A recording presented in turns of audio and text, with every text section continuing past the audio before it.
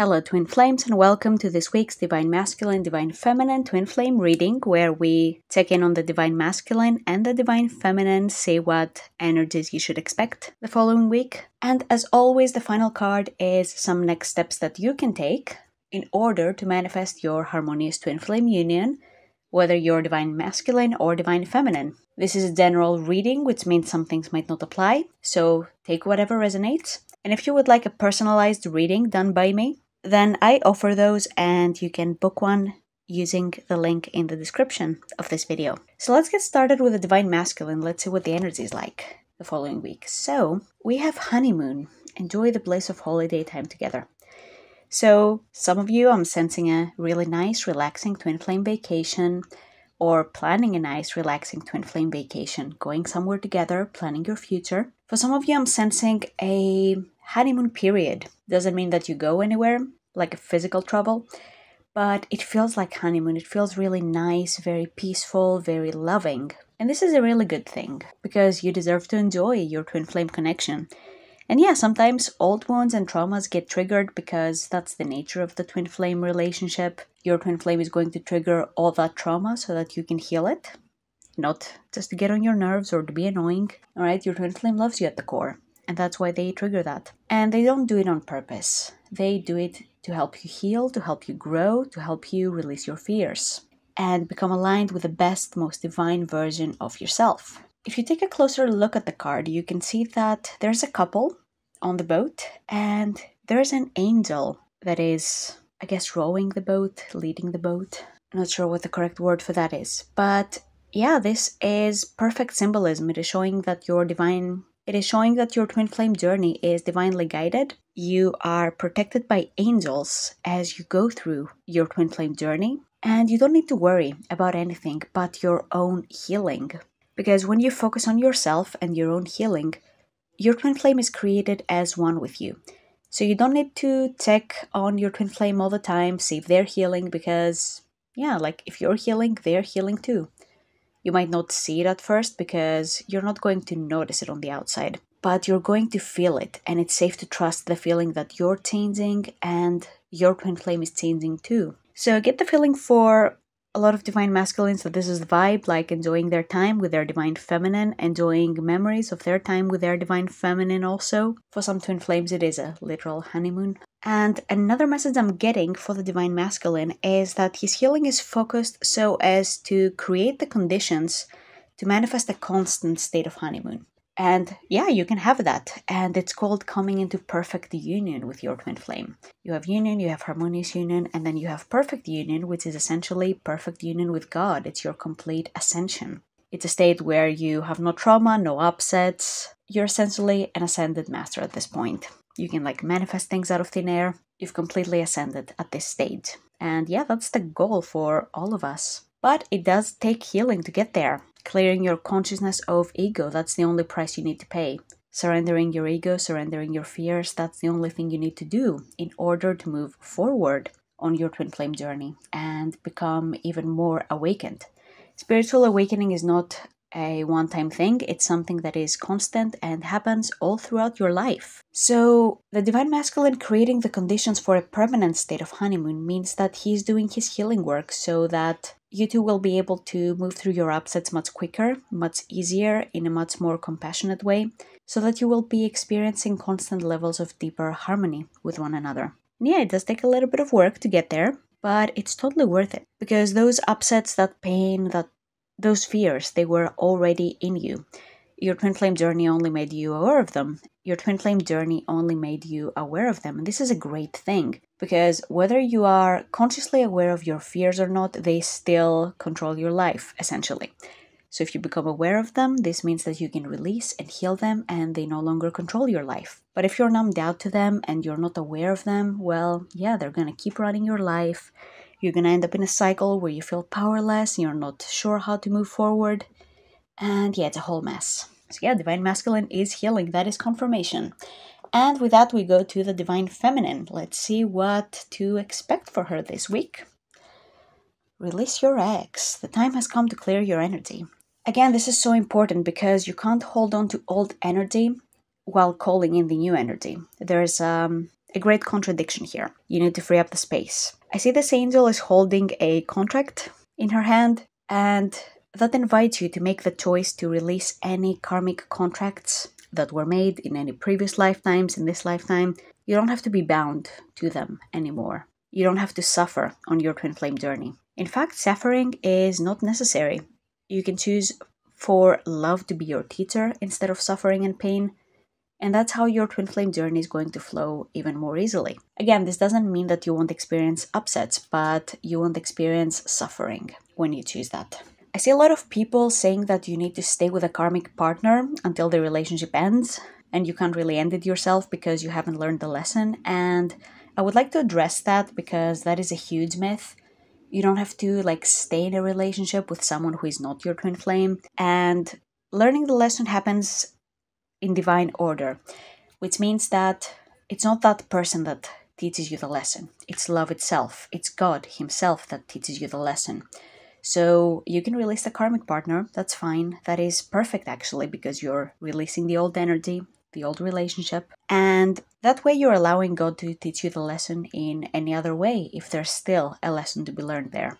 Your lessons can come from anywhere, even from your twin flame themselves. So yeah, don't worry about the karmic partner. It's safe to let them go. That way you are freeing them to pursue their own twin flame if they so choose. Again, they have free will, so they might not choose that, but that's not your responsibility. It's, between them and God.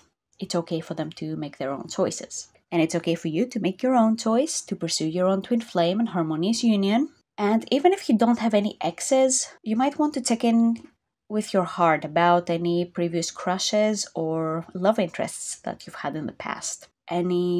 Anything that you're still holding on to, maybe resentment, maybe pain, maybe certain beliefs about love that are not aligned with your twin flame union. You want to really examine those and let them go. And really focus on keeping your energy clean of those old patterns.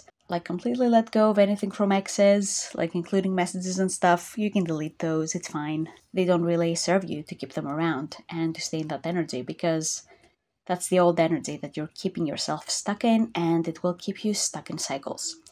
It's safe to let all those go and trust that God is providing to you your ultimate lover as you let go of the past. It's an act of trust in the divine. And if you're ready to seriously clear your energy out of all this old relationship wounds and generally clear your energy from anything that blocks your twin flame union, then let's work together. I'm a certified ascension coach, which means that my life's purpose is to guide twin flames to their harmonious union and beyond. So if you would like to reunite in harmony with your twin flame, then there is a very specific process that you can take, very specific steps that you can take, and I can help guide you along to make this easier and more supportive for you. And it's not really hard at all. It's the same process that I followed to come into union with my twin flame, the same process that my clients followed to come into union with their twin flames. So if that is your heart's desire to be with your twin flame in this lifetime and to fast track your twin flame union, then let's work together. The links for that are in the description below. And finally, let's go to the next steps that you can take, whether you're divine feminine or divine masculine, to manifest your twin flame union. And we have true love. Whoops,